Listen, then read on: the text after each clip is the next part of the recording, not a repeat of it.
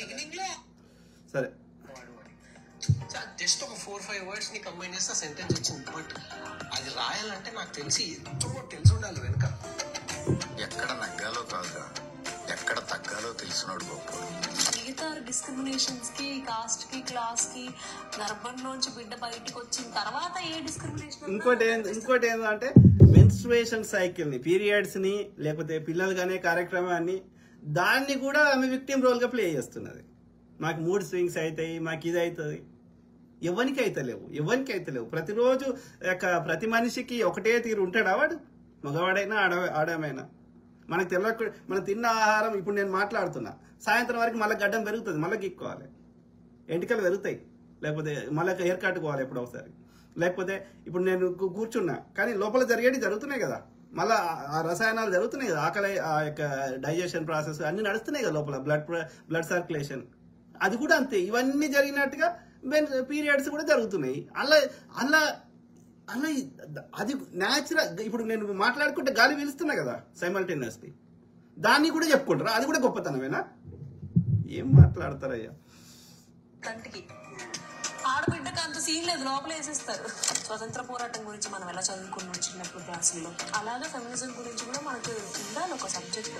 మంచి social conditioning ఎలా జరిగింది అంటే, ఆడపిల్లకి you don't belong to this place, నీకేంటి వెళ్ళిపోతాం, ఇంటి పేరు మారిపోయింది, పరువు అనేది కాదు.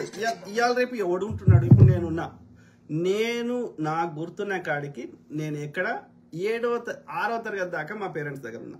7వ తరగతి నుంచి దాదాపు లేను మా దగ్గర, మా పేరెంట్స్ తోటి చుట్టం లేకొచ్చుడు పోవడే. 7వ తరగతిలో హాస్టల్ వేసాడు మా డాడీ. సో 7 అంటే అప్పుడు నా వయసు అంతా 12 ఏళ్ళు. అర్థమైందా? ఆడ హాస్టల్ వేస్తే నా ఏడుపు చూడాలి. వారానికి ఒకసారి ఇప్పుడు వచ్చేటోళ్ళు మా పేరెంట్స్. కానీ మరి అంత చిన్న బచ్చగాన్ని 12 ఏళ్ళ పొరగాన్ని వేస్తే, మరి అప్పటి నుంచి ఇప్పటి వరకు గెస్ట్ లెక్క పోయిందే ఇంటికి. అర్థమైందా? ఎవరు ఉంటున్నారు? ఇలా సాఫ్ట్వేర్లో జాబ్ వస్తే వాడు బెంగళూరులో, హైదరాబాద్లో ఉంటున్నాడు, పేరెంట్స్ ఎన్నో టౌన్లను, ఊర్లను ఉంటున్నారు. ఎవరి దగ్గర ఉంటున్నాడు? ఒకటే ఊర్లో ఉన్నా సపరేట్గా ఉంటున్నారు. ఎవరిని స్వేచ్ఛ, ఎవరిని ఫ్రీడమ్, ఈ తలకాయ నొప్పులు ఎందుకని? ఇప్పుడు మా బావ మొన్నటిదాకా సికింద్రాబాద్లో ఉండే, వాళ్ళ పేరెంట్స్ సికింద్రాబాద్ ఉన్నా కానీ వాళ్ళ ఇంటికి దగ్గరలో తీసుకున్నారు, కానీ ఒకటే ఇంట్లో ఉండలే. ఎవడు ఉంటున్నాడు? ఇప్పుడు అందరూ ఇండిపెండెంట్గా కోరుకుంటున్నారు. Even with in the same సిటీలో కూడా వేరే దగ్గర ఉంటున్నారు. ఎవరి స్వేచ్ఛ వాళ్ళు కోరుకుంటున్నారు. So you start A new life.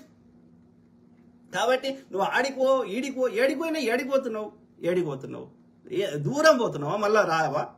మీ తల్లిదండ్రులు నీకు ఎప్పుడు కావాలన్నప్పుడు మీ తల్లిదండ్రుల ఇంటికి పోలేవా? అది నీళ్ళే, ఇది నీళ్ళే, ఇంకా నీకు 2 ఇళ్ళు ఉన్నాయి. అన్ని లంగా మాటలు, లంగా చేస్తారు. ఈ విక్టిమ్ రోల్ కార్డు పనికిరాదు.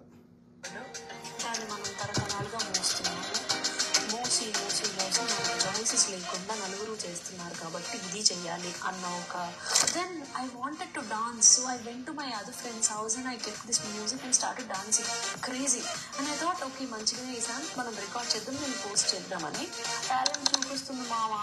సో నాకు అనిపిస్తుంది 90s born people and 2000 above Gen Z people వాళ్ళ లవ్ రూల్స్ చాలా డిఫరెంట్ ఉంటాయండి. బ్రీఫ్ గా చెప్పేసిన వీళ్ళ దాంట్లో ఏంటి, బ్రెడ్ క్రంబింగ్ అని, కుషనింగ్ అని, నాకు తెలియదు, మీనింగ్స్ నాకు కూడా తెలియదు. నేను అర్థం చేసుకోవడానికి ట్రై చేసినా కానీ నాకు అర్థం కాలేదు. ప్రేమ పేరులో పలానా విషయాలు చలామణి అవ్వకూడదు, ప్రేమే ఉండాలి. డాడీ నేను ఒక్కదాన్నే ఉంటున్నాను, నేను బాధలో ఉంటున్నాను ఎందుకు అనుకుంటున్నావు డాడీ? నాకు నచ్చిన టైంకి తింటా, నాకు నచ్చిన వంట చేసుకుంటా, నాకు నచ్చిన సినిమాలు చూస్తా. ఈ రేజ్ డే క్వశ్చన్ ఇన్ ఆరెంజ్, ఎందుకు ప్రేమ కొద్ది కాలమే బాగుంటుంది? And then he answered it in Most Eligible Bachelor. Hello everyone, welcome to the RRR show, Raw and Real with Rohit.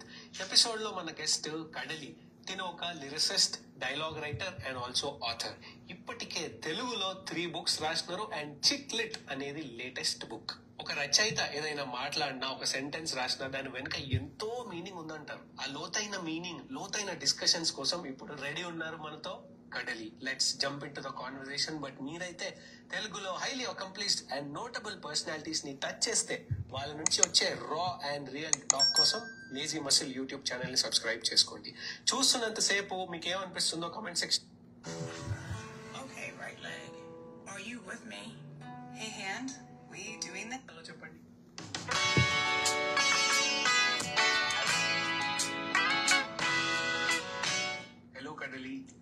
Welcome to the RRR show రా అండ్ రియల్ విత్ రోహిత్. ఎట్లా ఉన్నారు?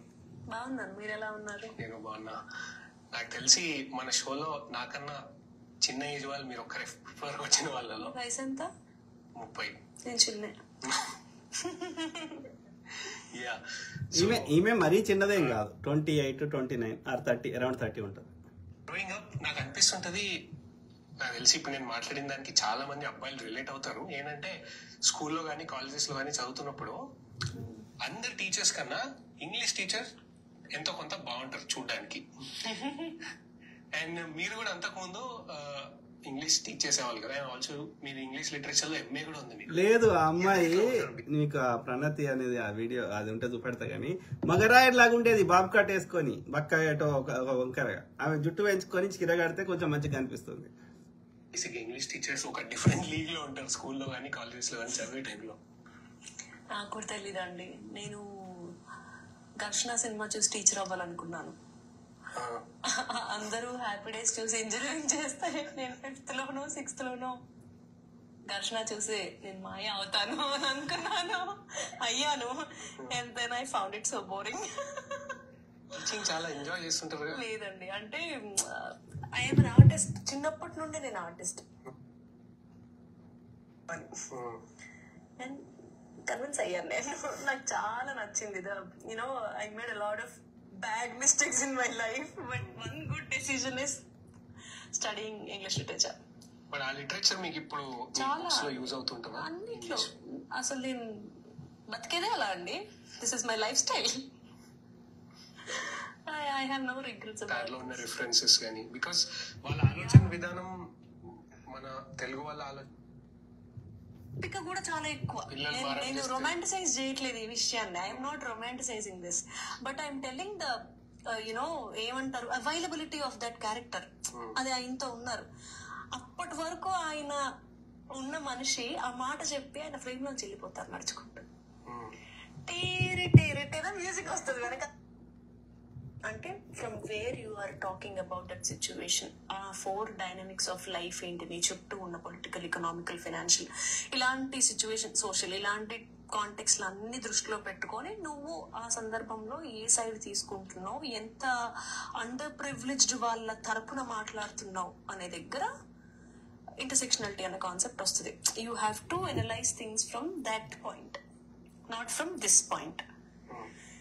సో ఇప్పుడు నేను ఒక యూనివర్సిటీకి రాశానండి. To I don't know if it helps or not. If it doesn't, I find it so cute. I have few friends from school, college. పెద్ద పెద్ద గొడవలు అయితే నాకు వాళ్ళకి డౌరీ విషయంలో లేకపోతే ఇంకొక విషయంలో నా పర్స్పెక్టివ్ నేను చాలా స్ట్రాంగ్ గా పెడతాను. లేదు, ఈ డౌరీ కాన్సెప్ట్ అసలు అసలు నేను ప్రతిదాన్ని యొక్క ఏమంటారు, ప్రతిదానికి ఒక ఫాల్స్ నరేటివ్, ప్రతిదాని మీద బురద వెళ్ళడం అనేది అది అంటే ఇప్పుడు ఒక ఆడామగ కొత్త జీవితాన్ని ప్రారంభించినప్పుడు both sides of the families వాళ్ళకి ఎంత అయితే అంత వీలుని బట్టి ఆ కొత్త ఫ్యామిలీకి వాళ్ళకి తోచింది, వాళ్ళతో వీలైంది సహాయం చేస్తారు. ఎందుకంటే they are starting a new life. Both parents, mother side అంటే girl side as well as father side వాళ్ళు మొత్తం ఇచ్చేసినా ఏ సమస్య లేదు. కానీ గర్ల్ సైడ్ ఇస్తే దాన్ని డౌరీ అని పేరు పెడుతున్నారు కదా.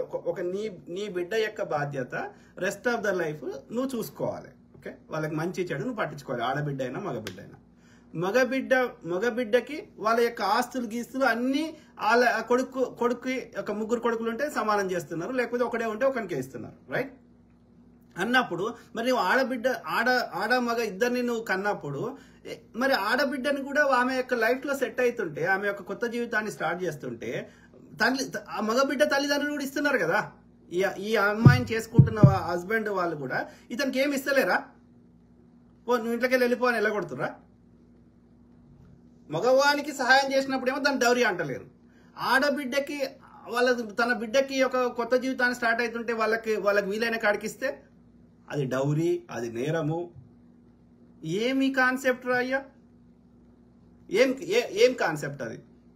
ఇప్పుడు వాళ్ళు కొత్త జీవితం స్టార్ట్ అయితే వాళ్ళు వండుకోవడానికి గిన్నెలు, బోళ్ళు కావద్దా? బట్టలు కావద్దా? బెడ్ కావద్దా? సో నీ వీలు తీరుగా నువ్వు వాళ్ళు డిమాండ్ చేసే వరకు అది డౌరీ లెక్క అనిపిస్తుంది. వాళ్ళు ఎవరు డిమాండ్ చేసినా చేయకున్నా ఆ ఆడబిడ్డ అయినా మగబిడ్డ అయినా ఆ యొక్క వాళ్ళకి వాళ్ళ అవసరాలకి తీర్చడానికి ఇద్దరికి నువ్వు ఆస్తులు కూడా సమానంగా మంచి ఓడాపుతున్నాడు. దానికి డౌరీ కాన్సెప్ట్, డౌరీ నేరము, ఏదో ఫేవర్, నీ ఆస్తులని ఎత్తుకోబోతున్నారు. Absolute nonsense. నువ్వు నీ అంతటి నువ్వు ఇవ్వకపోతే వాడు డిమాండ్ చేస్తున్నాడు. నీ అంతటి నువ్వు ఇస్తే ఆ సమస్యనే ఉండదు. నీ ఎవ్వరికి వాళ్ళ పేరు మీద ఇవ్వకు, వాళ్ళ అయ్యవ పేరు మీద రాయకు, నీ బిడ్డ పేరు మీద రాసుకో. ఎవడొద్దన్నాడు? రేపు పెళ్ళైనాక ఎవడు రాసిచ్చినా వాళ్ళు సంపాదించుకున్నా, ఆడ సంపాదించినా మగ సంపాదించినా ఇద్దరికి సమాన హక్కులు ఉంటాయి. ఇది నాది, పెళ్లి కాకముందు ఏం సంపాదించుకున్నా వీళ్ళకి హక్కు ఉండదు. ఓకే, కాబట్టి మగవాడి యొక్క తల్లిదండ్రులు మగవాడికి అన్ని వాళ్ళ మొత్తం ఇచ్చినప్పుడు నువ్వు కొంత ఇయ్యాలి కదా, ధర్మం కదా, నీ బిడ్డ జీవితం కదా. అట్లా కాదంట, ఇది నాది అంట, పెళ్లి నువ్వేమి ఇవ్వంట, వాళ్ళు మాత్రం అన్ని వాళ్ళ యొక్క మొత్తం ఇచ్చేయాలంట. ఆడబిడ్డకి బంగారం పెట్టాలి, ఆడబిడ్డకి అన్ని ఇవ్వాలి, మగ సైడ్ వాళ్ళు కానీ వీళ్ళేమి ఇయ్యారంట. That's not correct. You take, నువ్వు రెస్పాన్సిబిలిటీ తీసుకున్నప్పుడే, నీ బాధ్యతలు నువ్వు నెరవేర్చినప్పుడే నువ్వు యొక్క న్యాయం గురించి మాట్లాడే హక్కు ఉంటుంది, బాధ్యతల యొక్క హక్కుల గురించి మాట్లాడే హక్కు ఉంటుంది. నువ్వు బాధ్యతలు తీసుకోకుండా కేవలం హక్కులు కావాలంటే రావు అవి. When you take responsibilities, you get the rights. You have right to ask for your rights. When you don't take responsibilities, you are not eligible to ask for your rights. నీవు నీ బాధ్యతలు నువ్వు తీసుకోనప్పుడు నీవు హక్కుల గురించి మాట్లాడే హక్కు నీకు ఉండదు.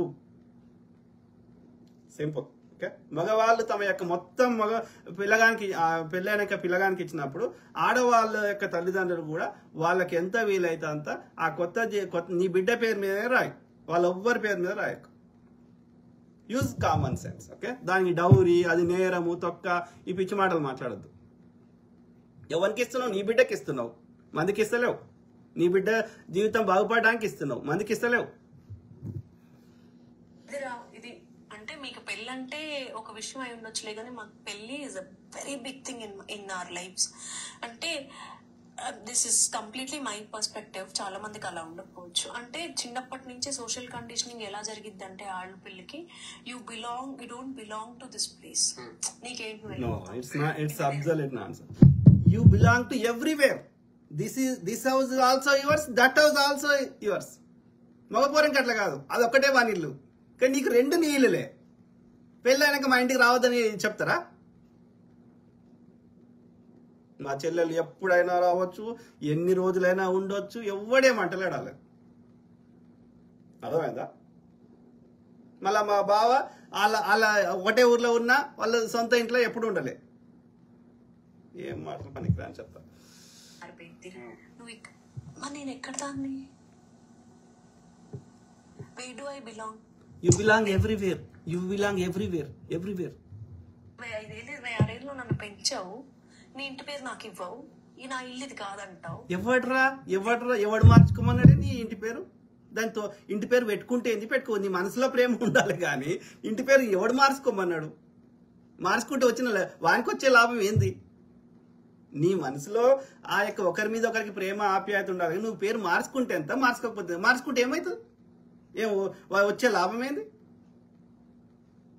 మార్చుకోవడం వల్ల వీడు వాడిని పెళ్ళామంటే వేరే వాడు ఆ దృష్టితో చూడడానో ఎందుకో, లేకపోతే ఆ పితృస్వామ్యమో ఏదో పెట్టిర్రు అప్పుడు. కానీ అది గతం. నువ్వు మార్చుకోవాలని రూల్ ఏం లేదు, మార్చుకోవాల్సిన అవసరం కూడా లేదు. ఓకే, నీకు పుట్టినప్పుడు ఏ పేరు ఉందో అదే కంటిన్యూ చేసుకో. ఏం దానివల్ల ఒరిగే 1% నష్టం ఎవరికి లేదు ఈ భూమి మీద. అర్థమైందా? నాకు అబ్బాయి ఓకే, లవ్ మ్యారేజ్